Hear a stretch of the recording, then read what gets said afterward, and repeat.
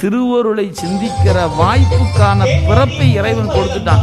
அவன் வேண்டியதை பூரா செஞ்சு கொடுத்துட்டான். நாம தாங்க பயன்படுத்தாம உட்கார்ந்துருக்கோம். அவர் எல்லாத்தையும் கொடுத்துட்டாரு. பூவை கொடுத்துட்டாரு, நீரை கொடுத்துட்டாரு. என்ன பண்ணலாம்? இது போதுமையா புண்ணியம் செய்வதற்கு அப்படி திருமூலர் வழியை சொல்லவும் சொல்லிட்டார். புண்ணியம் செய்வார்க்கு பூ உண்டு நீர் உண்டு. அதுக்கு அவர் பின்னாடி அப்பர் சாமி வந்தாங்க. கற்றை செஞ்சடையான் கற்றுக்கொள்வன வாயுல நீருல, கற்றுக்கொள்வன வாயுல நாவுல, இட்டுக்கொள்வன பூவுல நீருல. அவர் சொன்னா பத்தாவது, இன்னொருத்தர் சொல்ல அவரும் சொல்லிட்டு போனார். திருமூலர் சொன்னா பத்தாதா என்ன?